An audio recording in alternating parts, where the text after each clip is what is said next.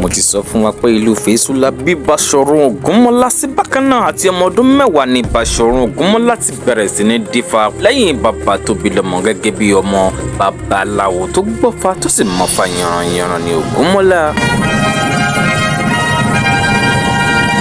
Ògúnmọ́lá olódògbò kẹrìírí lójú ogun ọwọ́ àsìkò tí kẹ́ ń bẹ̀rẹ̀ bí ìjà. Ògúnmọ́lá bí ọmọ 3 nínú àwọn ọmọ 3 tí Ògúnmọ́lá bí 2 jẹ́ ọkùnrin tí ọ̀kan ni wọ́n sì jẹ́ obìnrin. Ọmọ Sá lórúkọ obìnrin àkọ́kọ́ nínú ọmọ Ògúnmọ́lá, jagunjagun obìnrin alágbára tí àti rírú ẹ̀ nínú ìtàn ilẹ̀ Ìbàdàn àbí nílẹ̀ Yorùbá.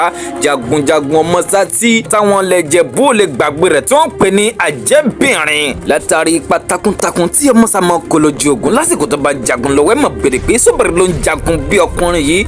Ọmọ Sá ni àkọ́bí Basọ̀run Ògúnmọ́lá tí Ìlọrí àti Ọ̀ṣun sì jẹ́ ọmọkùnrin méjèèjì tí Ògúnmọ́lá bí. Ìlọrí àti Ọ̀ṣun jagunjagun alágbára ni àwọn náà tí wọn kò ṣe fọwọ́ rọ́ sẹ́yìn nínú àwọn ọmọ Ògúnmọ́lá. Kí ni ìtumọ̀ olódògbò kẹrìírí lójú ogun tá ń pè Ògúnmọ́lá nínú oríkèé Basọ̀run Ògúnmọ́lá? Kí wá ní ìtumọ̀ òdògbò kẹrìírí lójú ogun tí àwọn míì sì bóyá olódòdó náà ń pè Ògúnmọ́lá bí kì í ṣe olódògbò kẹrìírí lójú ogun? Òdògbò dàbí ohun kan tá a lè pè ní ẹ̀wọ̀n, tá a lè pè ní chain tí Ògúnmọ́lá bá ti ń fi òdògbò lójú ogun.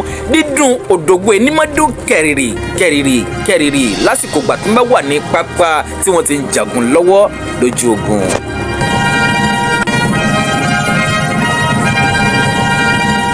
Ni wọ́n papọ̀ mọ́ oríkì Basọ̀run Ògúnmọ́lá tó fi kìíní Ògúnmọ́lá olódògbò kẹrìírí lójú ogun ọwọ́ ṣòkòtò kẹ́ńbẹ́rẹ́ bí ìjà. Ní ọjọ́ tí Basọ̀run Ògúnmọ́lá tó wọ ìlú Ìbàdàn wá kó tó di Basọ̀run Ògúnmọ́lá bá àwọn alágbára níbàdàn bíi Olúyọ̀lé Ìbàdàn, Ìgbíkúnlé, bákan náà Ọ̀dẹ́rìnlọ ìlú Ìbàdàn. Àwọn yìí ni Ògúnmọ́lá bá níbàdàn àtàwọn akọni tí a kò lè dárúkọ wọn tán. Lọ́jọ́ tí Ògúnmọ́lá dé ìlú Ìbàdàn, Ògúnmọ́lá gbálẹ̀ Basọ̀run Olúyọ̀lé lọ lásìkò gbà náà. Olúyọ̀lé ni alágbára tó kọ rẹ̀ hàn nílùú Ìbàdàn lásìkò gbà náà. Olúyọ̀lé sọ fún Ògúnmọ́lá pé kó máa gbé ní àgbàlá òun, ṣùgbọ́n Ògúnmọ́lá kọ̀ láti gbé lágbàlá ìbà Olúyọ̀lé tó mọ̀ pé àwọn ẹrú náà ń gbé lágbàlá Olúyọ̀lé. Ẹnikẹ́ni tó bá ti ń gbé lágbàlá wọn kà kún ẹrú lásìkò gbà náà.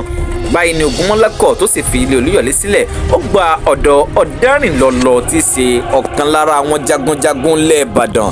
Ọ̀dẹ́rìnlọ náà sọ fún Ògúnmọ́lá kó máa gbé ní àgbàlá òun, ṣùgbọ́n Ògúnmọ́lá kọ̀ láti gbé lágbàlá wọn tó mọ̀ pé alágbára akọni tó lè dífá tó sì mọ̀ ń pa afá dáadáa l'Ògúnmọ́lá. Ògúnmọ́lá kì bá gbà láti máa gbé lágbàlá Olúyọ̀lé àbí lágbàlá Ọ̀dẹ́rìnlọ.